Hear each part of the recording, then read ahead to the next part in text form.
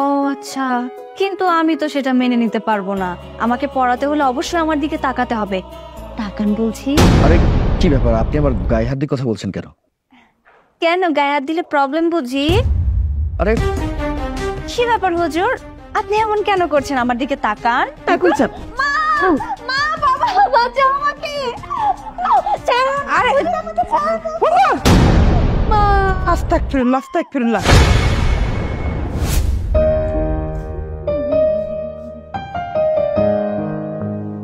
আসসালামু আলাইকুম। ওয়ালাইকুম আসসালাম, বসুন। কি ব্যাপার, আপনি এসব পোশাক আশাক পরে আমার সামনে আসেন কেন? তো কি হয়েছে হুজুর সাহেব? আমি তো এসব ড্রেস আপই সবসময় পরি। আপনার কোনো সমস্যা? হ্যাঁ, সমস্যা তো আছেই, কারণ আমি ধর্মের পথে চলা মানুষ। আমার চোখে এসব পোশাক আশাক অবশ্যই খারাপ। আপনি দয়া করে এসব পোশাক পরিবর্তন করে হিজাব কিংবা বোরখা পরে চলে আসুন। দেখুন, এভাবে ওইদিকে মুখ ফিরিয়ে থাকবেন না। আমি কিন্তু এতটা অসুন্দর না যে আমার দিকে না তাকিয়ে আপনি ওইদিকে মুখ ফিরিয়ে থাকবেন। আর কি সব বললেন, ওই হিজাব টিজাব এসব আমি পড়তে টরতে পারবো না। আমি যা পরে আছি আমি এটা পরেই আপনার কাছে আরবি পড়বো। আপনার যদি মনে হয় যে আপনি আমাকে পড়াবেন না, তাহলে সেটা আপনার ব্যাপার। শুনুন, আপনার বাবা আমাকে আরবি শেখানোর জন্য নিয়ে আসছে, তো আমি একজন ইসলামিক পথে চলা মানুষ।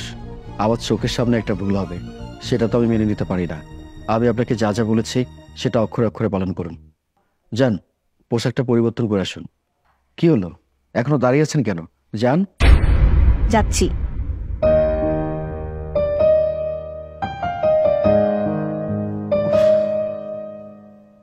আস্তাগফিরুল্লাহ, আস্তাগফিরুল্লাহ, আস্তাগফিরুল্লাহ।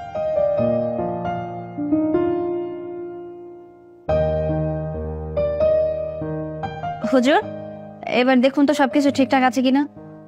মাশাআল্লাহ, সবকিছু ঠিক আছে। হুজুরের বাচ্চা হুজুর, তুই আমাদের বাড়িতে এসে আমার উপরে হুকুমদারি করছিস, আমাকে জোর করে হিজাব পরালি। এবার দেখ তোর সাথে আমি কি কি করি। হুজুর, এখন ওভাবে মুখ ফিরিয়ে থাকবেন? আমার দিকে তাকান। আমার দিকে যদি নাই তাকান তাহলে আমাকে কিভাবে পড়াবেন শুনি? আপনার দিকে তাকানোর কিছু নেই, আপনি আমার কাছে পরনারী। একজন পরনারীর দিকে বেশি তাকালে আমার চোখের পাপ হতে পারে, সেই কারণে আপনার দিকে বেশি আমি তাকাতে পারবো না।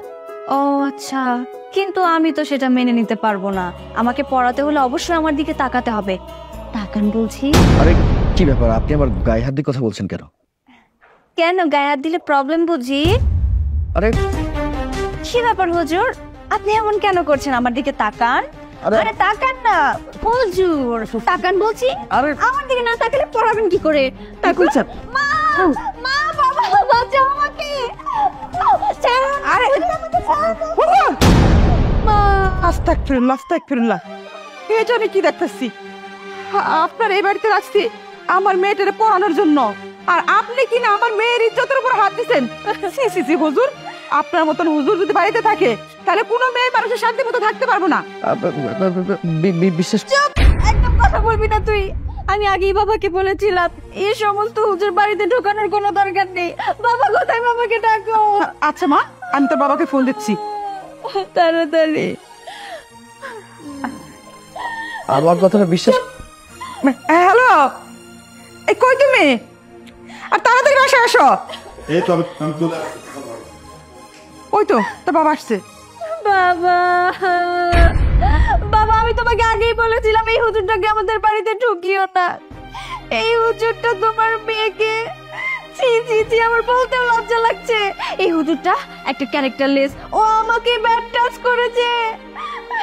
আম্মা, এই শোনো, তুমি এই জায়গায় দাঁড়িয়ে না থেকে তাড়াতাড়ি পুলিশকে ফোন করো, ওকে থানায় দিয়ে দাও।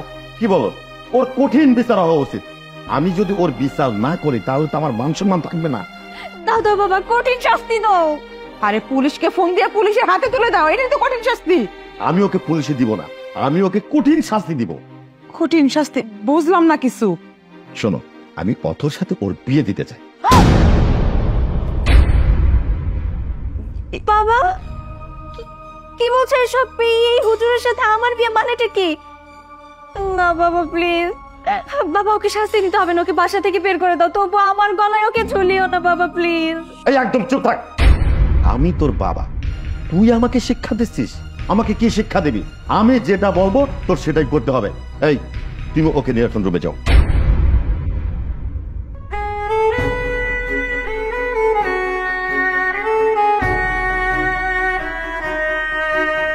সাগর, আমি তোমার বিষয়ে জেনে বুঝেই কিন্তু আমি তোমাকে আমার বাড়িতে নিয়ে এসেছি।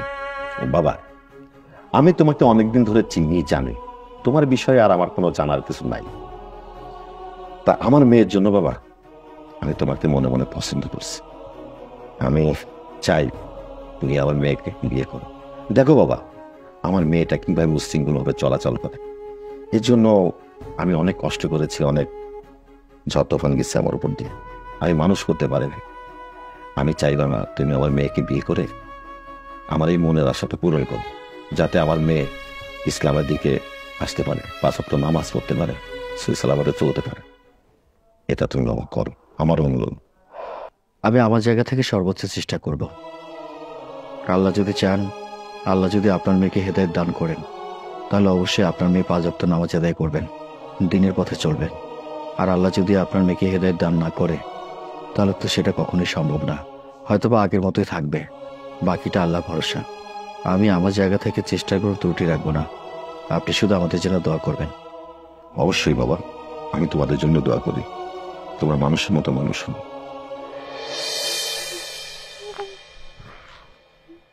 দাঁড়ান, কোথায় যাচ্ছেন? বাইরে যাচ্ছি।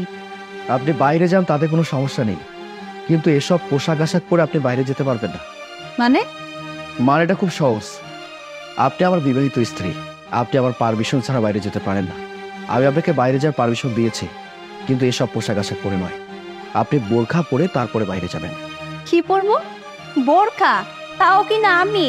শুনুন, আপনি আমার হাজবেন্ড, ঠিক আছে, এই পর্যন্ত সীমাবদ্ধ থাকুক না। বিয়ের পর থেকে আমি আপনাকে ভালোবেসেছি কখনো? নাকি আমি স্বামীর অধিকারটা আপনাকে দিয়েছি? কখনোই দেইনি, আর দেবও না, কারণ আমি আপনাকে ভালোবাসি না। এরকম একটা আনকালচার গেও ভূত খ্যাত মার্কা হুজুর, সে কিনা আমার হাজবেন্ড, এটা আমার মেনে নিতে হবে। আর তার কথা মতো কিনা আমার চলতে হবে, কারণ আমি কিনা তার স্ত্রী। সে যেটা বলবে আমার সেটাই শুনতে হবে, আমাকে বোরখা পরে চলতে হবে। মগের মূল্য পেয়েছেন? আমি আপনার এত সব কথা শুনতে চাই না। বিয়ের আগে আপনি আপনার ইচ্ছে স্বাধীনতা মতো চলেছেন, কিন্তু বিয়ের পরে আপনি আমার কথা মতো চলবেন, ঠিক আছে? আমি এতক্ষণ আপনাকে যা যা বলেছি সেগুলো অক্ষরে অক্ষরে পালন করবেন। বললাম তো শুনতে পারবো না। আমি আমার ইচ্ছা মতো চলবো। আমি আমার বাবার কথা রাখার জন্য আপনাকে বিয়ে করেছি, কিন্তু তাই বলে এই নয় যে আমি আমার ইচ্ছা স্বাধীনতা বেঁচে খেয়েছি। আমি আমার মন মতো চলবো, এটাই আমার শেষ কথা। কথাটা যেন মনে থাকে।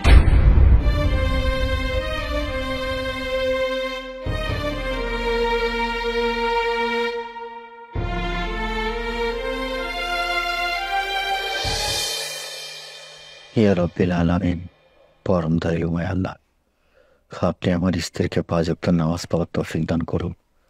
আমার স্ত্রী যেন ভালো মানুষ হয়, দিনের পথে চলে, আপনার পথে চলে। আমার স্ত্রীকে দিনের পথে আনার তৌফিক দান করুন।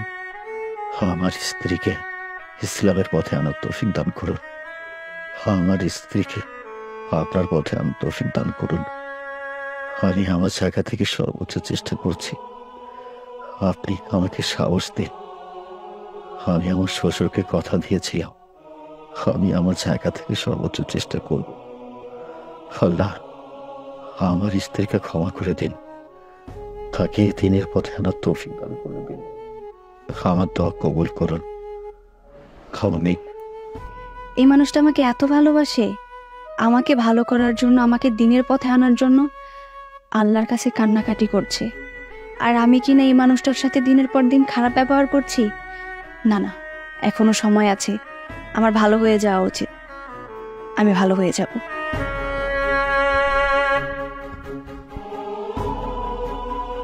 শুনুন, আই এম সরি।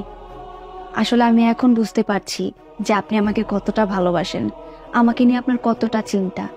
সবসময় আপনার মাথায় এইসবই ঘুরঘুর করে। আপনি আমাকে কিভাবে দিনের পথে আনবেন, কিভাবে আমি এইসব থেকে মুক্তি পাবো, আমি ভালো হয়ে চলবো। আর আপনি তো আমার বাবাকে কথা দিয়েছেন যে তার মেয়েকে আপনি শুধরে দিবেন, ভালো করবেন। আপনার কথা আপনি রাখতে পারবেন, কারণ আমি নিজেকে প্রতিজ্ঞা করেছি আজকের পর থেকে আমি ভালো হয়ে যাব। আর এই যেসব ড্রেস আপ দেখছেন, এই ড্রেস আপ আর পরবো না, কোনো পার্টিতে যাব না, বাইরেও যাব না। যেহেতু আমি আপনার স্ত্রী, একজন ভালো স্ত্রী হয়ে আপনার বাড়িতে সংসার করব। আর হ্যাঁ, শুধু তাই না, আজকের পর থেকে আমি 5 ওয়াক্ত নামাজ পড়বো আর ইসলামের পথে চলবো। আলহামদুলিল্লাহ, আল্লাহ আমার মনের নিয়ত কবুল করেছেন। শুধু আজকের পর থেকে আপনি আমার পাশে থাকবেন। ইনশাল্লাহ।